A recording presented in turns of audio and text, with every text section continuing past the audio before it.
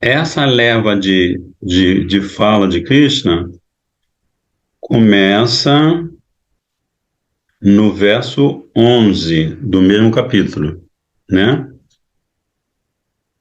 Porque antes, quem estava com a palavra era Arjuna. Então, Arjuna começa a fazer as reclamações dele no primeiro capítulo, as reivindicações, e termina praticamente só no verso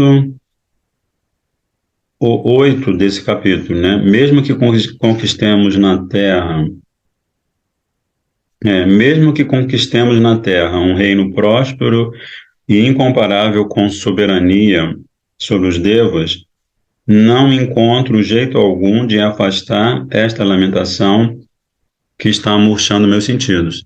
E depois disso ele só fala, não lutarei, ó Govinda, não lutarei. Aí,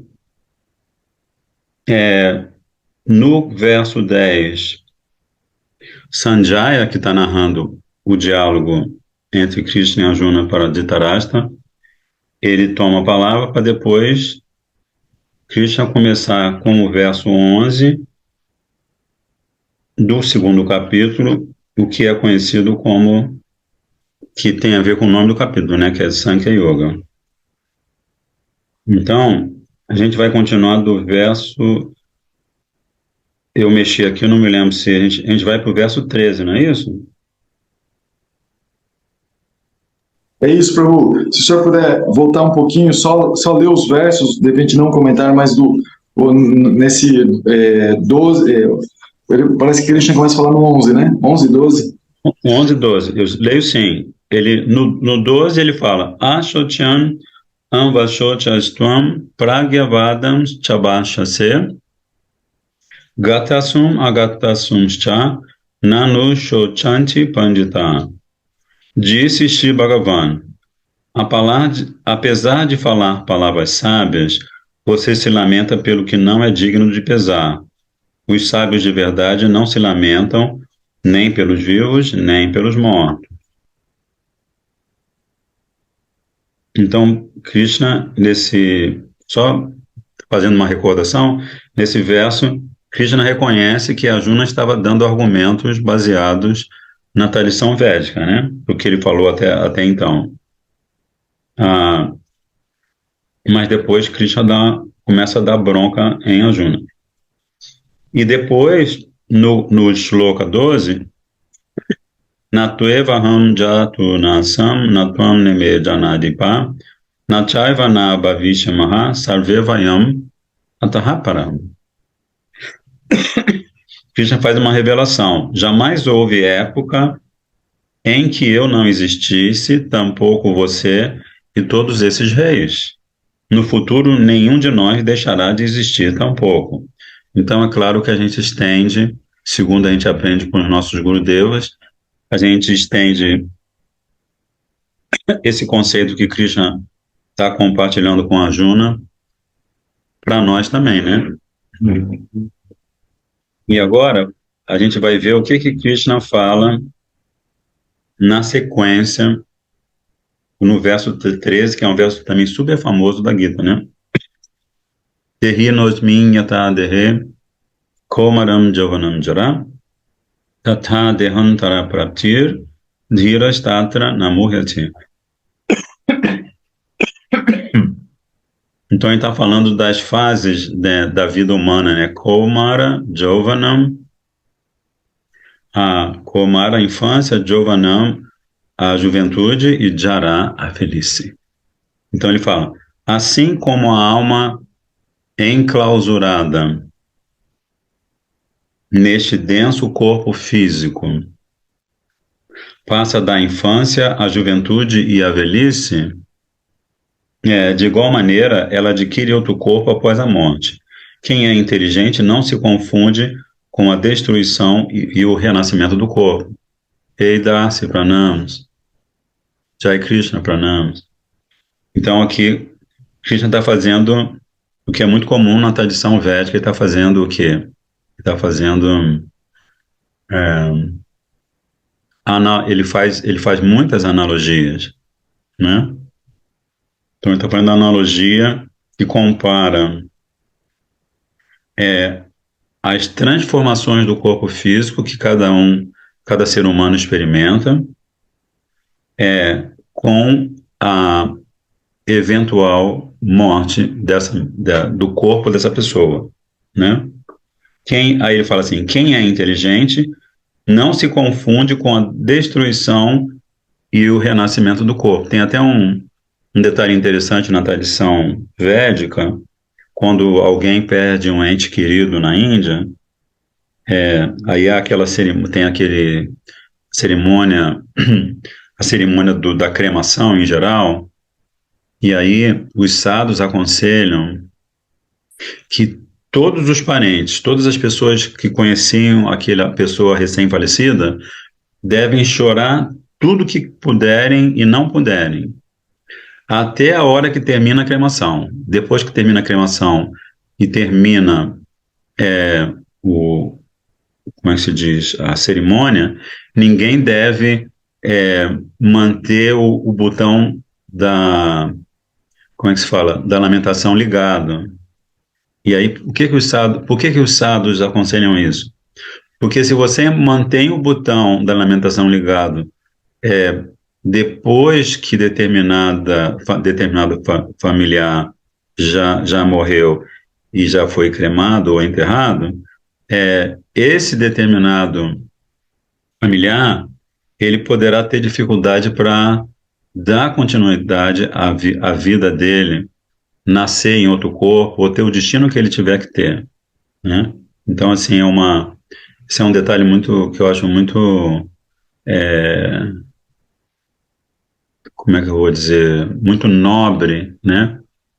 Eu sei de casos, por exemplo, de pessoas que eu conheço, por exemplo, a irmã fica doente, todos os irmãos são adultos, a irmã contrai o câncer, e ela tem várias irmãs, e uma das irmãs fica desesperada porque não consegue admitir que essa irmã vai morrer, porque essa irmã é a irmã caçula da família. Mas essa irmã caçula da família que está com câncer, ela está naquele momento em que ela já está desenganada e ela morre e não morre. Aí, de repente, a outra irmã vai e dá bronca na irmã mais velha e fala assim, ó, deixa ela fazer a passagem, deixa ela fazer a passagem. E aí a irmã que estava muito doente, estava agonizante, ela acaba e parte, né? Então, a gente sabe que o campo das emoções na formação do corpo humano fica no corpo sutil, né? Opa, olha, pode ser que falte luz aqui, tá? Quase que faltou agora. Tá chovendo aqui.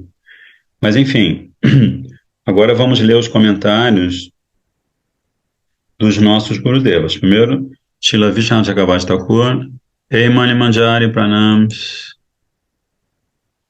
Pranams. Pranams. Ó, não sei se vocês reparam que às vezes fica tudo escuro aqui, que tá dando umas falhas se sumir tudo é porque acabou a luz aqui, tá? Pode ser que alguém levante o seguinte argumento. Já que a alma está vinculada ao corpo, ele também há de ser objeto de nosso amor. Um argumento interessante. A alma está vinculada ao corpo. Então, por que a gente não vai fazer do corpo objeto do nosso amor? Além do mais, filhos, irmãos, parentes e netos, todos eles associados ao corpo, também hão de ser objetos de nosso amor. Quando eles morrerem, com certeza ficaremos pesarosos. Esse é o argumento. Shri Bhagavan fala este shloka iniciado com o termo Derinaha em resposta ao referido argumento. Então, aqui Srila Vishnu Chakravarti Thakur estende o discurso de Krishna num parágrafo. Vocês que têm a Gita, essa versão da Gita, vocês podem acompanhar aí. O parágrafo inteiro é dedicado à extensão do pensamento de Krishna no verso. Krishna está pensando assim, está argumentando assim: a diva que habita o corpo, chega primeiro à infância, em seguida à juventude e, por fim, à velhice. De modo semelhante, com a perda do corpo, ela obtém outro corpo.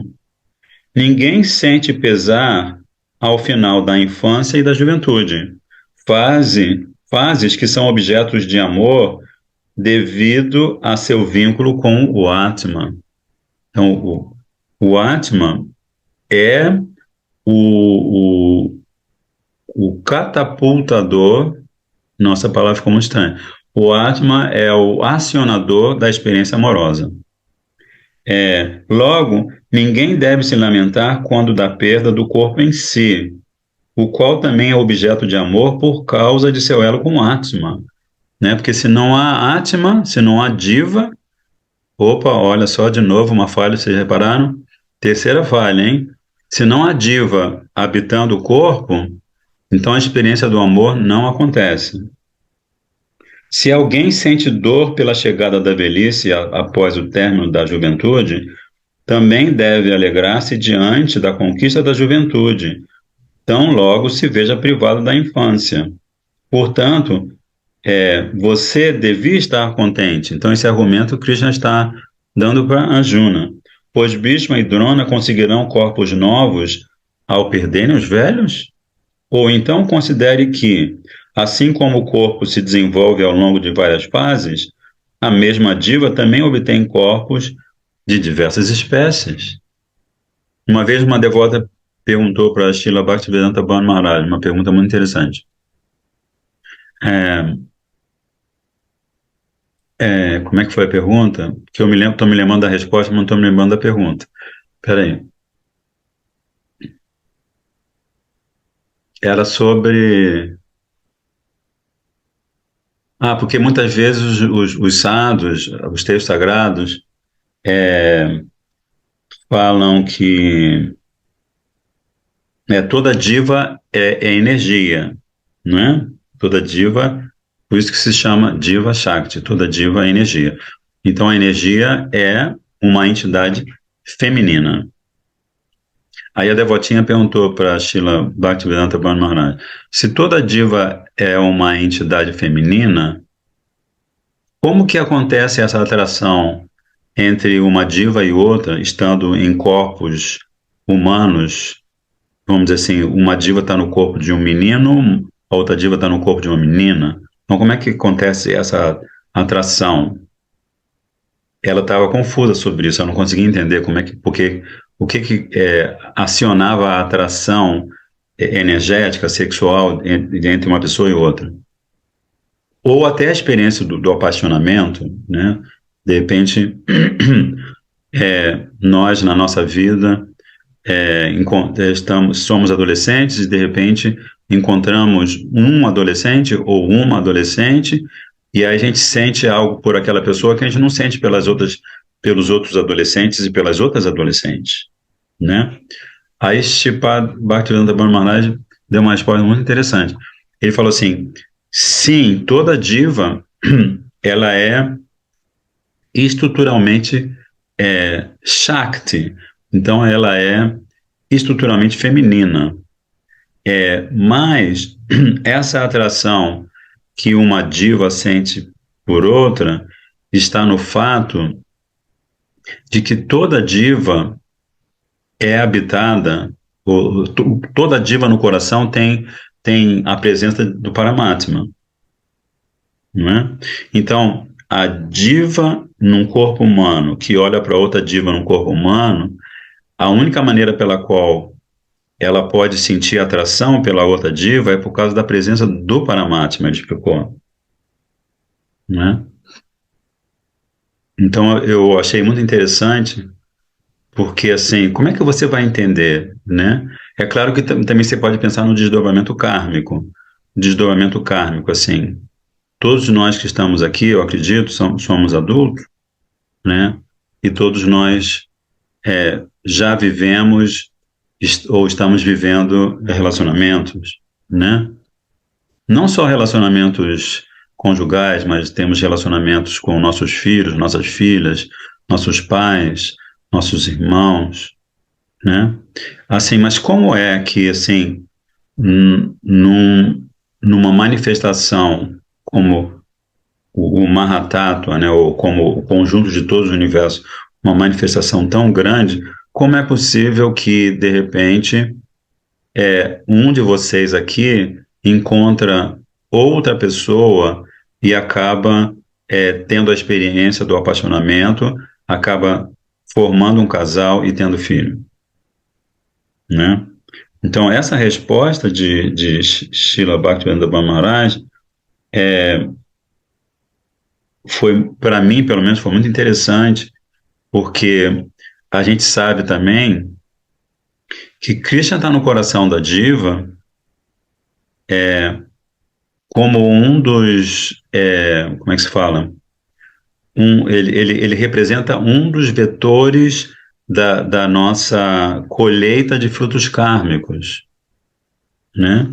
Então, ele, como ele é sarva, ele é, como é que é a expressão em sânscrito, não me lembro agora, mas ele é onisciente, né?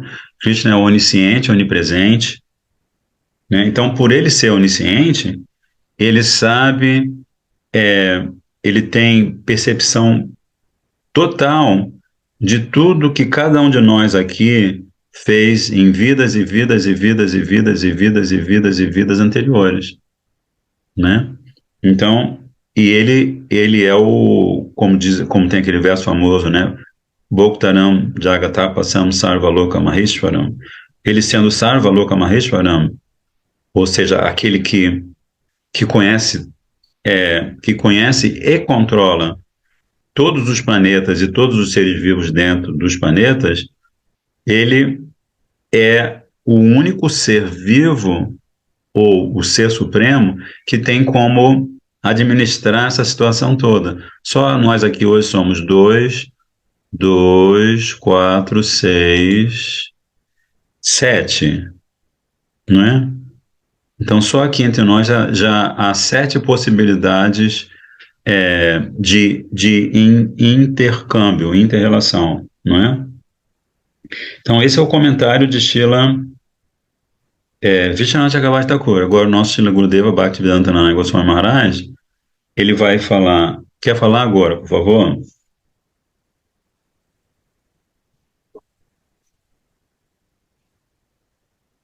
Liga o seu microfone, por favor.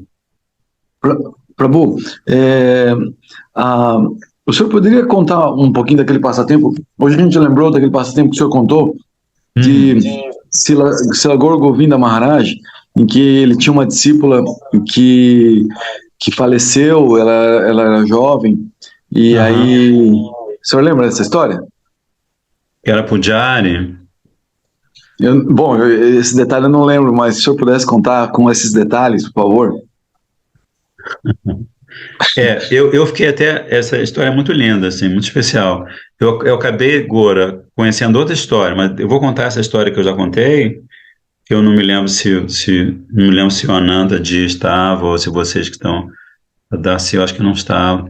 Mas, enfim, Srila Govinda Maharaj, a pedido de Srila Bhaktivedanta Swami Prabhupada, ele construiu um templo em Bhubaneswar, em Orissa, que fica perto de Jagannath Puri, que é uma cidade onde há um templo sagrado tão antigo quanto o templo do Senhor Jagannatha, que se chama, como é que é? Ananta Vasudeva Mandir.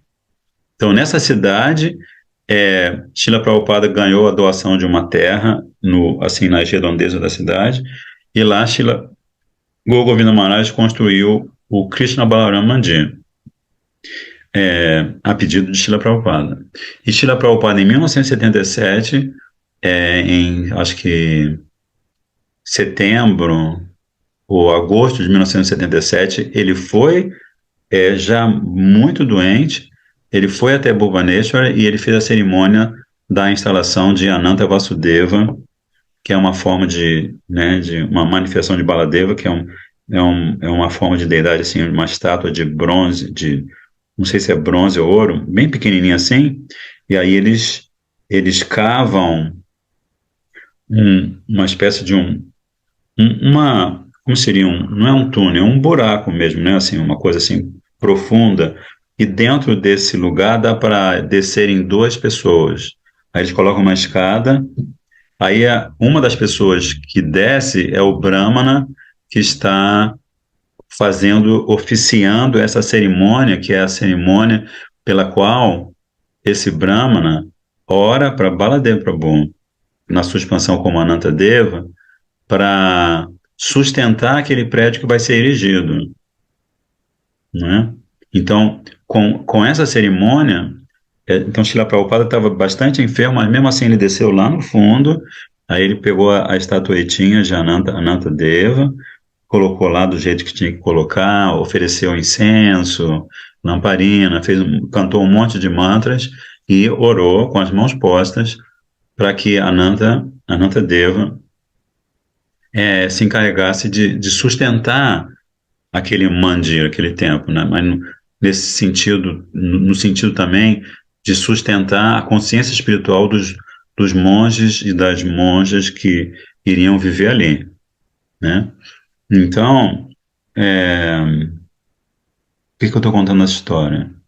Ah, sim.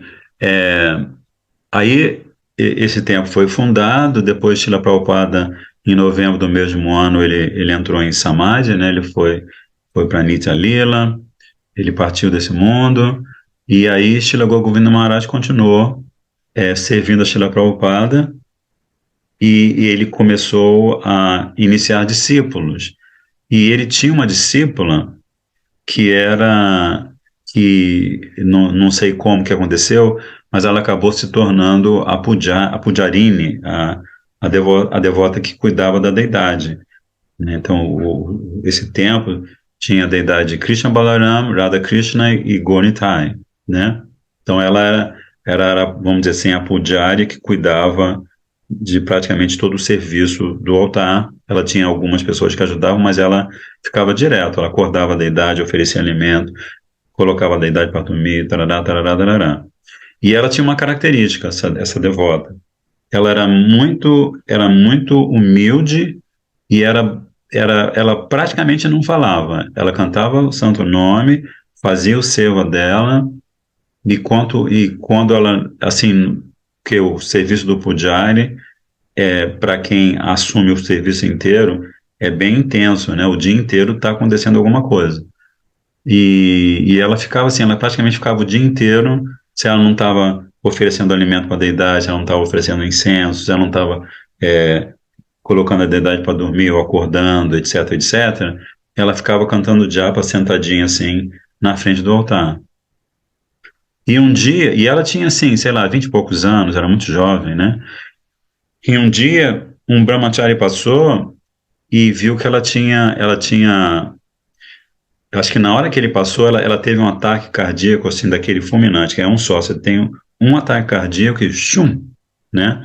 E naquele momento ela estava cantando o Santo Nome. No momento que ela faleceu, ela estava cantando o Santo Nome. Então ela teve, sim, tipo, a gente fala morte de passarinho, né? O ataque cardíaco, assim, tem uma dorzinha assim, tchum, depois a alma já, né? E aí, a Srila Govinda Maharaj, pessoalmente, ele fez as cerimônias fúnebres para essa discípula.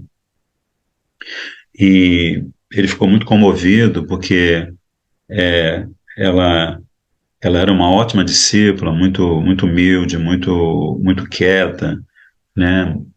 Muito querida por todos. E aí, depois de algum tempo, um outro discípulo, o irmão espiritual da menina que havia partido, chegou para Srila Govinda Maharaj e criou coragem e perguntou: Gurudeva, o que aconteceu com essa devotinha? Para onde ela foi? Aí, essa história, né, agora? Aí Srila Govinda Maharaj olhou assim com um olhar bem, assim, de criança inocente e falou assim: olha, ela foi, por ser muito piedosa, por estar profundamente influenciada por Sattva Guna, a qualidade da bondade, ela já nasceu nos planetas celestiais. E ela nasceu nos planetas celestiais como uma vaquinha. Aí os discípulos ficaram assim, esse mesmo discípulo era muito curioso e falou assim, é, Gurudeva, ela sabe disso? Aí não, ele complementou, ela vai ficar, passar os tantos milhares de anos que é a vida de um semideus, né? É nos planetas celestiais, no planeta celestial onde ela está, e depois, quando acabar esse período em que ela ficar no nos planetas celestiais, ela vai voltar a nascer na família de uma família de Vaishnavas. Aí o discípulo perguntou assim, mas Gurudeva, ela sabe disso que o senhor está explicando para gente? Aí ele falou assim, olha, eu não sei dizer, porque eu estive lá, olhei para ela olhou para mim no corpinho de vaquinha e ela não mostrou sinal de que tivesse me reconhecido. Então essa história é uma das histórias, né? De Srila Govinda Maharaj, a biografia deles tem 3 volumes. Eu acho que o Gora já conversei com você sobre isso, né? A gente tem um sonho de, de traduzir essa biografia dele, que tem histórias fantásticas dele, desde que ele é pequeno, ele nasce numa família, nada, Prabhu, ele nasce numa família de Vaishnavas desse estado de Orissa, e o estado de Orissa fica do lado do estado de, como é que fala? Fica abaixo da Bengala, pelo que eu me lembre, né? E tem características muito parecidas, porque na Bengala, se você viaja pelas cidades da Bengala, normalmente são cidades muito pequenas e simples, pessoas que trabalham com agricultura, com tear, artesanato.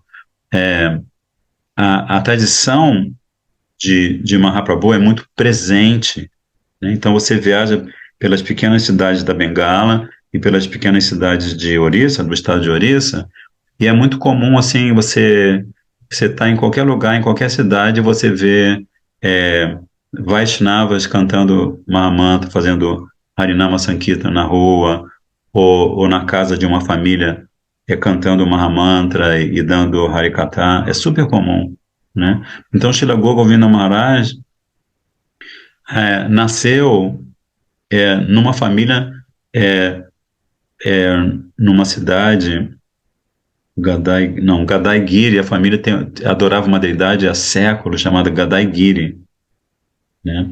Uma deidade de Krishna muito linda. E ele, desde pequenino, ele acompanhava o avô dele, que cuidava de um templo, e o avô dele era um kirtania. Então, o avô dele ficava viajando pelas aldeias e levava o neto, e ele ajudava o avô dele a levar os livros, os textos sagrados. Então, assim, desde pequeno, ele sempre se viveu desse ambiente maravilhoso, né? De seva, né? De bhakti.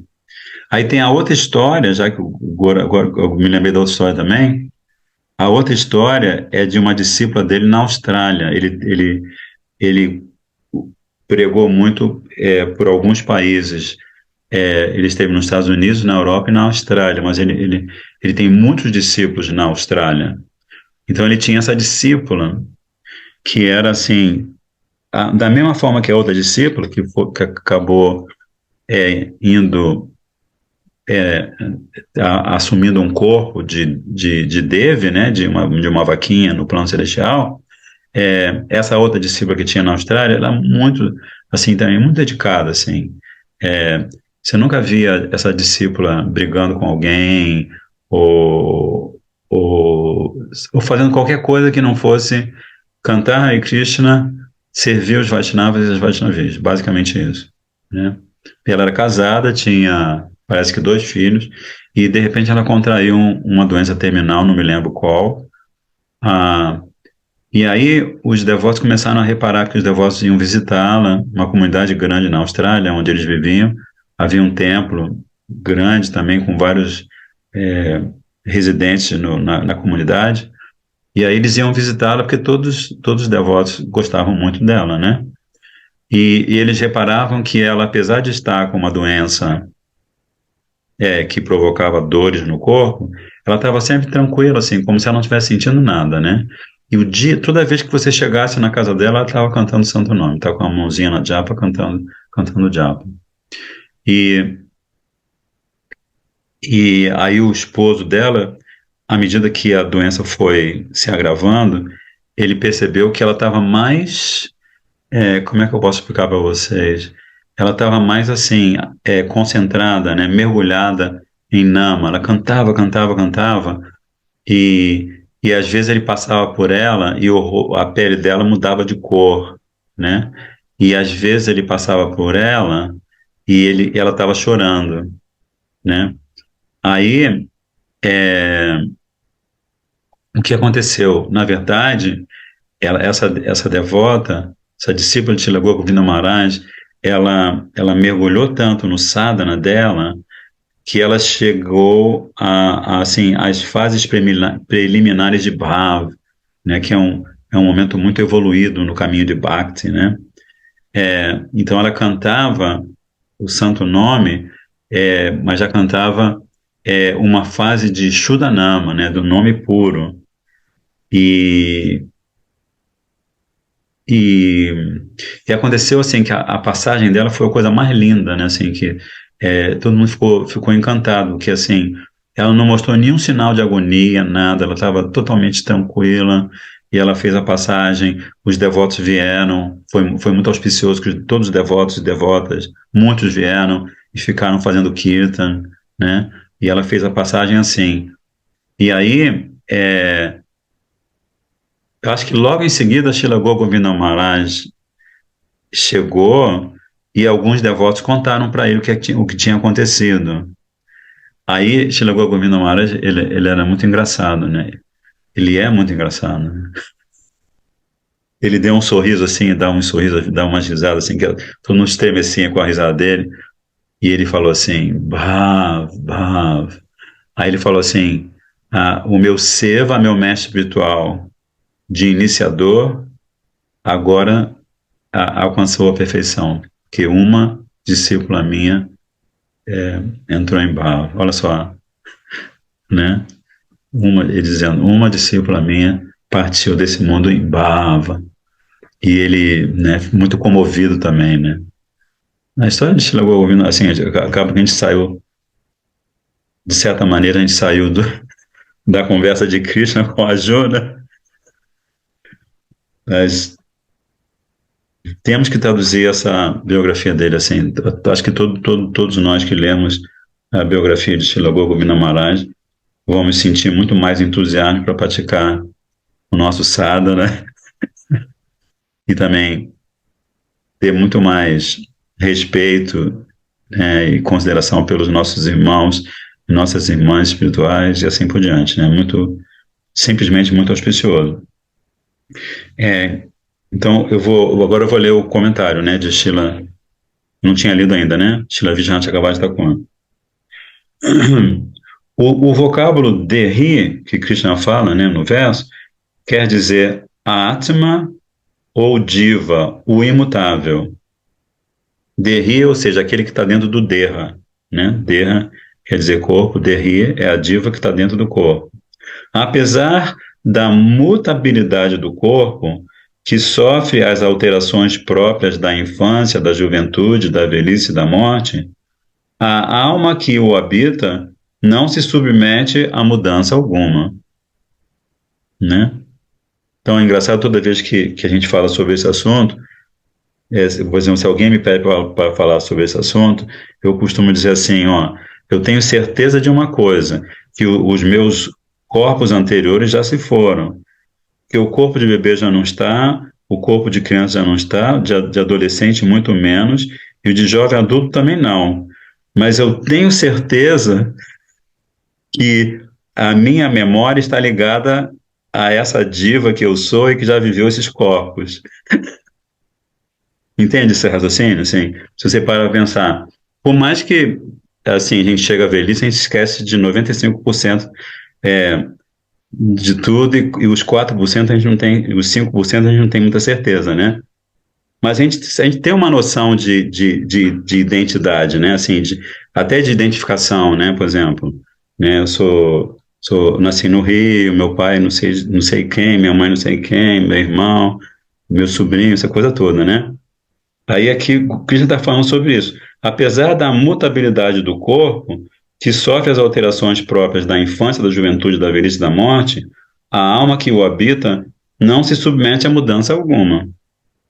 Permanece a mesma sempre. Logo, não convém lamentar-se pela perda do corpo. Quando deixamos a infância para entrar na juventude, sentimos-nos felizes e não tristes. Morrer é um corpo, né? Quando você entra na juventude, você vê, você agora que está com os filhos adolescentes, você vê assim, seus filhos adolescentes são outros corpos que estão ali, né? As meninas, os meninos, enfim. Então, você entra na juventude, você está se sentindo muito feliz, né? De igual maneira, após a morte, obtemos um corpo viçoso, belo e capaz. Belo e capaz. Gurudeva sempre falava sobre isso, assim. O pessoal fica reclamando que alguém vai morrer, né? Mas essa pessoa está super feliz porque ela sabe que ela vai morrer antes que a maioria das pessoas, e ela em seguida, né, ela vai nascer num corpo de uma criança, um bebezinho bonitinho, todo fufurucho, né, com total saúde, né? Então, que Sheila Gudel está falando, né? Obtemos um corpo viçoso, belo e capaz. Qual seria, afinal, a causa de aflição?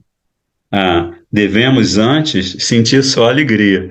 Então, assim, Sheila Gurudeva Narayana Maharaj, ele era capaz de ser muito engraçado. Então, o que ele está falando aqui é muito engraçado, né? Ele contava umas piadas, assim, muito engraçado. O rei, agora ele vai falar do rei Yayati. É, ele envelheceu ainda jovem porque Shukracharya, seu sogro, lançara-lhe uma maldição. Você já leu essa história no Bhagavatam? Não, né, Prabhu? Já passou, né? Então essa história é muito, muito interessante. Ainda não, não chegou no... Nessa edição não, Prabhu. Uhum, porque o rei Ayati é o quê? Nono canto, né? Eu não me lembro, mas é um canto lá para frente, né? Então, muito pesaroso, o rei Ayati pediu perdão com atitude humilde aos pés de Shukracharya. Pensando em agradar sua filha, que era casada com o rei, Shukracharya concedeu ao rei a bênção segundo a qual ele poderia trocar sua velhice pela juventude de qualquer um de seus filhos. Yadu, o filho mais velho, negou-se a fazê-lo, pois queria continuar seu bhajan, adoração ao Senhor Supremo. Ele queria aproveitar que era jovem para praticar o sadhana bhajan.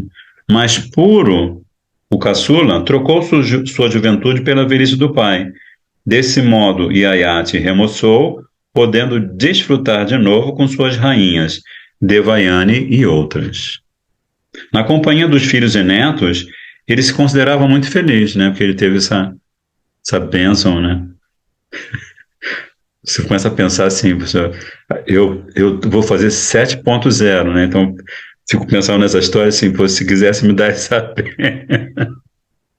colocar um corpinho assim de 25, assim, mas ao mesmo tempo, o maior problema, um corpo de 25, né? A gente que já passou, os outros meninos aqui são todos jovens, né? O Jai Krishna, o Ananta também, ele é bem mais jovem que a gente, eu acho. Mas enfim, é, pensando em agradar a sua filha, não, isso aqui já leu.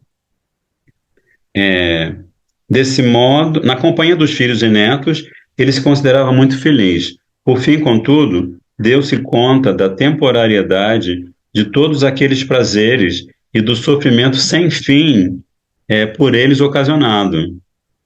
Assim, devolvendo a juventude ao filho, encaminhou-se para a floresta com o intuito de praticar bhajana interno a Bhagavan. Aqui, Gora, Srimad Bhagavatam, canto 9, capítulo 18. Conclusão: apropriado sentirmos-nos felizes por sabermos que, com a perda de um corpo velho, fraco e murcho, conseguiremos um corpo novo, saudável, forte e bonito, né? Então, assim, para os velhinhos de plantão, isso aqui é um alento, né? De fato. você você está muito mais perto de ser bebê do que muitas outras pessoas que você conhece, né? Se você está com 70 anos. E se você é bebezinho, você está muito mais longe de fazer qualquer experiência do que alguém que está com 40, 50, né? Vai lá, sabe lá o que vai acontecer com um bebezinho, né? Qual é o karma desse bebezinho? Mas, enfim, aí Krishna continua ensinando certos assuntos importantes para Arjuna não ficar mergulhado na ilusão. Ele fala: Matra sparshas tu kaunteya shitoshna sukha dukada agama paino nityastam sitiksha sabarata. Esse é um verso da minha listinha de decoreba. Eu acho muito simpático esse verso. Ele fala: Ó filho de Kunti, quando os sentidos entram em contato, quando os sentidos entram em contato com os objetos dos sentidos, tem-se as sensações de frio, calor, felicidade e tristeza. Semelhantes experiências são oscilantes e temporárias, ó Bharata. Logo, você precisa tolerá-las. Então, acho que é praticamente o primeiro verso da Gita que Krishna usa essa palavra mágica, titiksha, né? Tam titiksha sabharata, que é, porque aqui a tradução literal é, por exemplo, de matra sparshas, seria o contato dos sentidos com seus respectivos objetos, né? Sentido da visão, da audição, etc. Então, isso seria matra sparshas. Depois ele fala Sita, que seria o inverno ou o frio, e Ushna, o verão ou calor. Sukha, a felicidade, e Dukkha, a tristeza. Ele está dizendo que é, essas experiências que a gente tem do que está fora da gente, elas são, como é que é?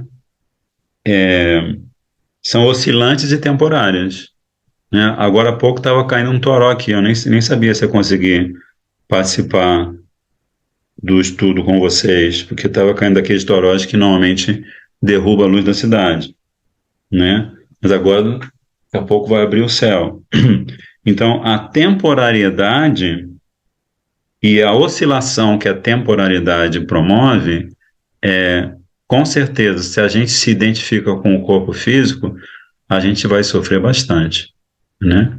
Mas Krishna está falando, ele está usando esse termo, essa palavra mágica, que é titiksha. E titiksha quer dizer tolerar, né? Você precisa tolerar, né? Em várias circunstâncias da vida, se você não tolera, a experiência que você tem é muito mais complicada, né? Então vamos ver. Aqui o nosso Gurudeva não apresenta um comentário, só Srila Vishwanath Chakravarti Thakur. Talvez a Arjuna diga a Krishna: o que você, Krishna, diz é verdade. Todavia, a mente insensata de alguém sem discernimento como eu, influenciada como está pelo pesar e a lamentação, é mera fonte de sofrimento, né? Cabe lembrar que, nesse exato momento, Arjuna está totalmente tomado pela lamentação. Quem não consegue se imaginar participando de uma guerra com o patriarca da família dele, Bhishmadeva, por quem ele tem tanto respeito. Isso para não falar também de Dronacharya, que quando Arjuna era piquirruchinho com os irmãos, Dronacharya foi o mestre de armas, foi o que Dronacharya foi o mestre que ensinou Arjuna a ser o maior arqueiro de todos os tempos, né? Então, Arjuna está falando aqui, né? Todavia, a mente insensata de alguém sem discernimento como eu, influenciada como está pelo pesar e a lamentação, é mera fonte de sofrimento. E não é só a mente a causadora de incômodos. Mediante as impressões da mente, os sentidos experimentam seus respectivos objetos dos sentidos. Desse modo, os sentidos, o do tato, por exemplo, também provocam perturbação, né? Por exemplo, você está distraído, coloca a mão numa peça de metal que está exposta ao sol, você queima o dedo, né? Isso é uma perturbação, né?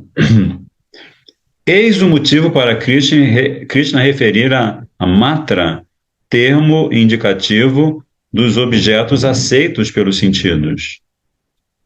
Chama-se sparshaha a experiência de semelhantes objetos dos sentidos. Então, matra seria o conjunto do sentido com os objetos e sparsha seria a experiência que cada sentido tem, né?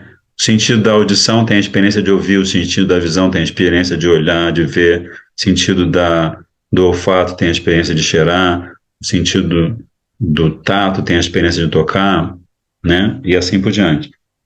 Fala, Nirinha. Licença, Prabhu, como é que está o tempo aí para fazer fazer uma colocação, uma pergunta? O tempo tá bom, não vai cair a ligação. Não, tudo bem. A chuva Não, o passou. tempo da live. O tempo da live. É, Olha, a gente tem 10 longos minutos. 10 minutos é muito então, assim, tempo. eu vou procurar ser objetiva, porque o senhor está falando e está me vindo, assim, uns pensamentos, uns sentimentos.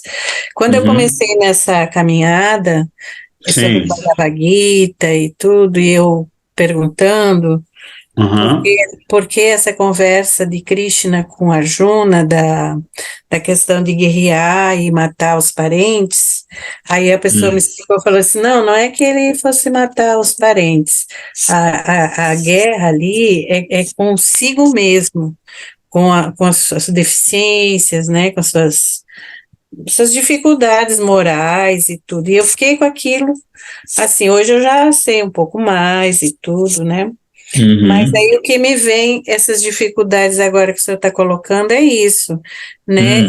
Essa guerra interior, que eu acho que para mim é a pior. Então, passar Uhum. por isso, tu tem que ter muita paciência, já assim, um amadurecimento para Uhum.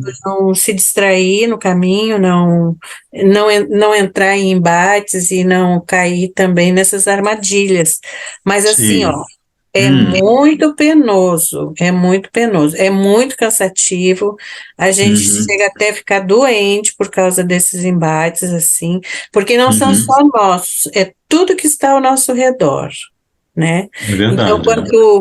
quando tu já tem um modo de viver mais no silêncio, e quando vê brigas ou embates, impor opiniões e tudo, aí chega até a faltar o ar, assim, meu Deus, o que é isso, o que é isso? Então, assim, eu quero Hum. perguntar para o senhor, é isso, esses embates interiores que tentam tirar a gente do foco, que Uhum. tem que estar fazendo um esforço muito grande Uhum. para não sair. Como é que é isso? Os embates, Nirinha, que você mencionou, você pode estabelecer um paralelo exatamente com o tema que está sendo explorado. Os embates são provocados pelos sentidos. E a Krishna faz uma revelação muito importante sobre esse assunto, que ele fala dos 5 sentidos, né? Que você tem no audição, visão, olfato, paladar e tato, né? Você tem 5 sentidos, correto? Mas Krishna fala assim, que esses 5 sentidos, eles só têm funcionalidade porque a mente os usa, né? A mente, por exemplo, vamos pensar numa uma situação concreta. Você está andando pelo centro da sua cidade e de repente vem um aroma de algum alimento que chega perto do seu nariz e aí o aroma entra, você inala o aroma, vamos dizer assim, né? Então, nesse ato de você inalar o aroma, a, o aspecto da existência física sutil responsável por isso é mana, a mente. Então, a mente, ela, nesse ato de inalar o aroma, a mente vai mandar uma mensagem para esse indivíduo que está dentro desse corpo, para usufruir do objeto que emana aquele aroma, que pode ser, por exemplo, pode ser um, uma, como é que é, milho, como é que é, milho cozido, né? Ou pode ser o cheiro de um chá de erva doce, sei lá, né? Então, assim, o que Krishna ainda não, mas ele eventualmente ele vai demonstrar isso para a Arjuna e consequentemente para você, Nirinha, e para todos nós, que existe esse jogo pelo qual a mente ela tem duas funções, que são Sankalpa e Vikalpa. A mesma mente que convida o sentido da visão a olhar para um objeto bonito, qualquer que seja o objeto, ou o sentido da audição a ouvir uma música interessante, né? Essa mesma mente que empurra aquele sentido para se aproximar do seu respectivo objeto, essa mesma mente em seguida rejeita. Então a mente ela está falando assim com a gente, né? Ela às vezes quer e às vezes ela desquer, né? Então esse é um tema muito muito recorrente na Gita, que vai ser explorado ao longo desse capítulo e também como é que é? Como é que é aquele versinho? Maná, como é que é? Gora deve saber. Não, a Juna fala para dar esse argumento para Krishna sobre a mente. Que a Juna compara a mente ao vento. A Juna fala assim que a mente é mais poderosa que o vento. Porque Krishna está estimulando a Juna a educar a mente, né? De maneira que isso que você falou, Nirinha, não aconteça, né? Porque se você está vivendo a sua vida, está vivendo o seu cotidiano, e se você não tem noção desse mecanismo interno, que é um mecanismo interno seu, meu, de todos nós que estamos presentes, e todos os outros seres vivos, sobretudo os seres humanos. Então, se você não tem noção desse mecanismo, você não tem como praticar yoga, né? Porque um dos objetivos basilares do yoga é você educar a sua mente para usá-la a seu favor, para sua tranquilidade, para sua satisfação, e não contra você, para sua insatisfação, para o seu sofrimento, etc., né? Então esse é um dos grandes, como se diz, princípios do caminho do yoga, é justamente o controle da mente, porque se você mantém a mente sob controle, então você falou uma palavra que eu me esqueci, mas e essa palavra que você falou, ela não vai incomodar você, né? Então, deixa eu ver aqui o que mais que ele fala, porque a gente vai terminar agorinha, tá? Cham chalam himana Krishna pramati balavadidam tasyaham nigraham manye vaior, esse verso que o Gora Hari Prabhu colocou, não sei se foi o Gora ou se foi o Ananta de, não sei, acho que foi que o Gora não está aí. Então, esse verso que a mente é muito instável, cham chalam, né? Fabiano Gora. Luiz Fabiano Celestino é o nome dele de engenheiro elétrico. Agora nosso irmão espiritual é Gora Hari, né? Enfim, então, Krishna eu vou só terminar de ler aqui. A gente estava aqui, ele vai dizer aqui, ó, eis o motivo para Krishna referir-se a matra, termo indicativo dos objetos aceitos pelos sentidos. Chama-se sparshaha, a experiência de semelhantes objetos sentidos. Shri Bhagavan explica, Shitoshna Agamapainaha. Assim, como é que ele explica? Apesar de a água fria nos proporcionar prazer no verão, essa mesma água causa-nos sofrimento no inverno. Olha que exemplo interessante, né? A experiência do tato, né? Se você está no verão, você quer mais é mergulhar na cachoeira, no rio, que tá, porque a atmosfera está quente, se você mergulha no rio, você sente alívio, mas você não vai querer mergulhar numa cachoeira no Alasca em pleno inverno. É a mesma cachoeira, né? A mesma água, mas de acordo com a estação, verão ou inverno, a mente é inquieta, turbulenta, obstinada e muito forte, ó Krishna. E parece-me que subjugá-la é impossível, né? Enfim, o Prabhuji também colocou ali a tradução desse verso. Em consequência, conhecendo a temporariedade, aspecto 1, temporalidade, e 2, a oscilação dos objetos sentidos, devemos tolerar a experiência do contato inevitável com eles. Seja quem seja, a gente, estando no mundo físico, a gente vai ter o contato com os objetos sentidos, né? Ah,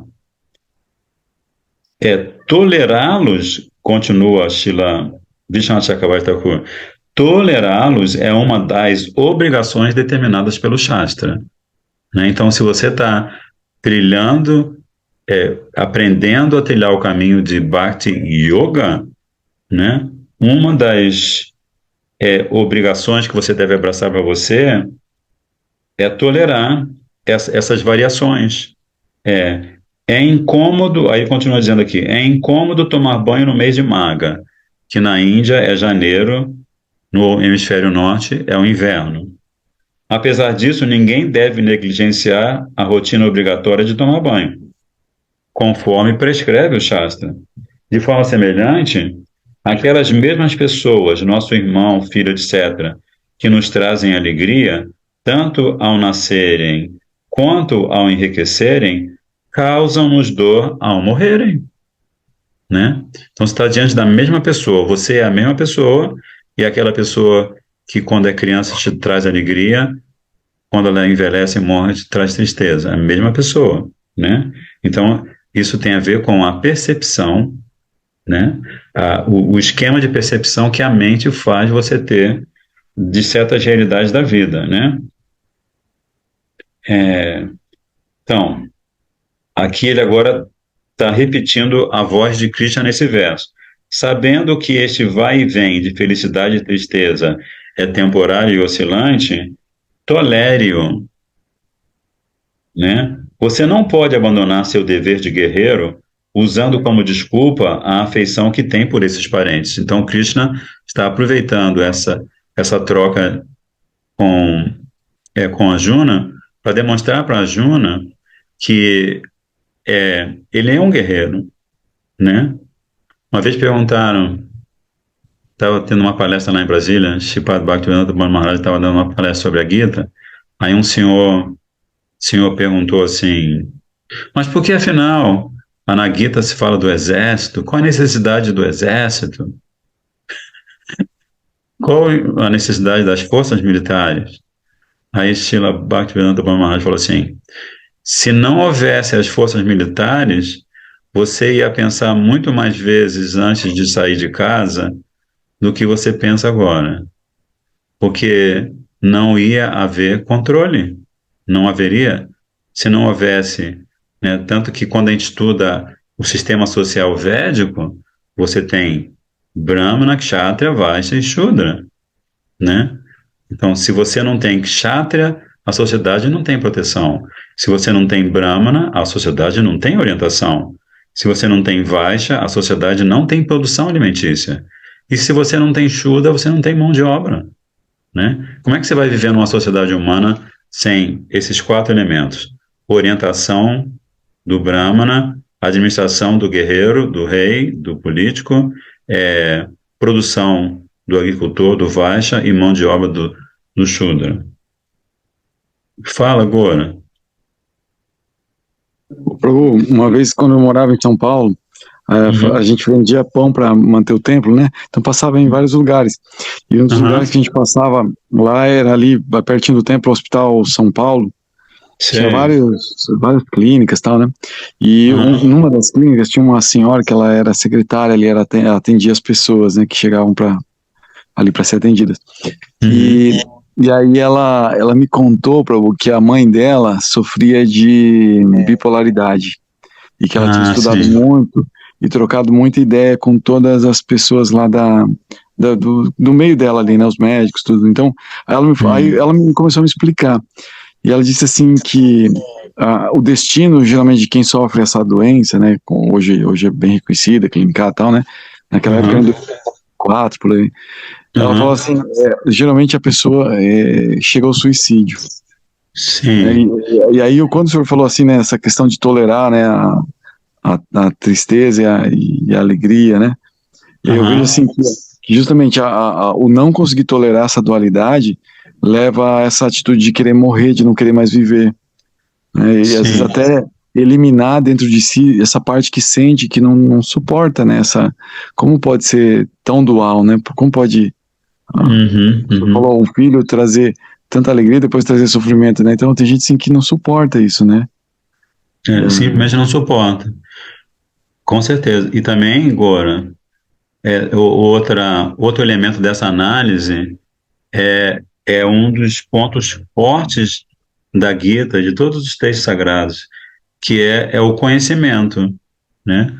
Se se você adquire conhecimento desses fatos da vida, e especialmente se você adquire o conhecimento pelo qual você sabe que o seu corpo está passando pelas fases que, a princípio, produzem muita alegria para a família quando você é bebê, e depois produzem muita tristeza quando você fica velhinho e o corpo começa a se degringolar todo e você acaba morrendo, né? Então, se você sabe que essa existência do corpo humano, corpo físico, é uma camada da experiência que a diva tem, que a alma espiritual tem quando está no plano físico, se você mantém essa consciência, essa percepção, então, logicamente, também, né, você vai.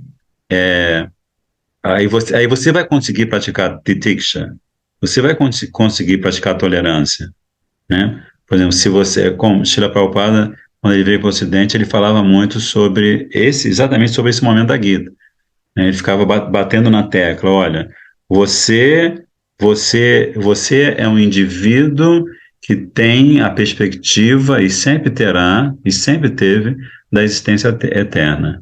Só que você está num invólucro físico que não te permite ter essa experiência, a menos que você pratique yoga, né? Porque a prática do yoga assim, quando a gente estuda, o próprio Krishna vai falar sobre isso. O yoga vem da raiz verbal yud, que significa o processo pelo qual cada um de nós aqui presente se, se, se, se liga ou se relaciona como, com o grande Atma, que é Krishna. Jivatma com Vibhuatma, né? Jivatma é o ser espiritual infinitesimal e Vibhuatma é o ser espiritual infinito. Mas à medida que cada um de nós pratica Bhakti Yoga, a gente aprende que a infinitude de Krishna, a eternidade de Krishna são aspectos, são dois aspectos de uma quantidade enorme de aspectos, e o mais importante, vamos dizer assim, não sei se eu devo falar a palavra importante, mas o que mais se destaca é que Krishna é uma pessoa, é um ser senciente, né? Por isso que nós também somos seres senciente é um adjetivo meio pouco usado. Senciente, assim, é o fato, o ser vivo, ele é chamado de senciente porque ele tem, como fala, como é que se fala mesmo? Ele tem sensibilidade às experiências externas e às experiências internas também, né? Então, ele não é um ser. Qual seria o contrário? Ele não é matéria morta, matéria inerte. Ele é um ser senciente e ele também ele também tem outra característica que Krishna fala, que a Jiva é Sarvagata, né? Senciente e consciente dessa senciência, exatamente, Neirinha. Então, a Jiva é Sarvagata. Krishna fala, não me lembro onde, na Gita, Krishna fala que, na verdade, nós estamos aqui com a oportunidade de estudar a Gita, de ouvir nossos irmãos, nossas irmãs espirituais, porque a Diva está presente em toda parte, né? Então, se a Diva não estivesse presente em toda parte, os nossos corpos, eles, sabe, quando às vezes tem um desenho animado, né, que o palhaço, de repente, ele sai de dentro da roupa e a roupa, no meio do palco, a roupa se amassa toda e cai no chão. Então, essa seria uma analogia, né? Que sem a presença do ser vivo no corpo, do ser vivo no planeta, no universo inteiro, não haveria sentimento, não haveria consciência, não haveria percepção, né? Então, essas são... Enfim, eu só vou terminar de ler aqui esse comentário,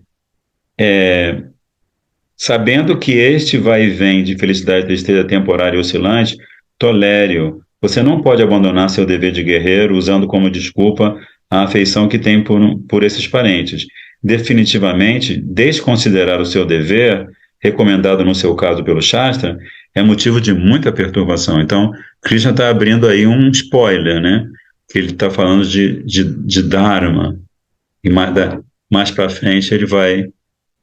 Vocês que participam do Encontro Domingo, a gente que participa do Encontro Domingo, a gente está um pouco mais adiantado nessa história, né? Mas, Gora, acho que está bom por hoje. Haribo, boa noite. Estamos juntos. Durma com os anjinhos, todos vocês. Radhe, Radhe. Obrigado.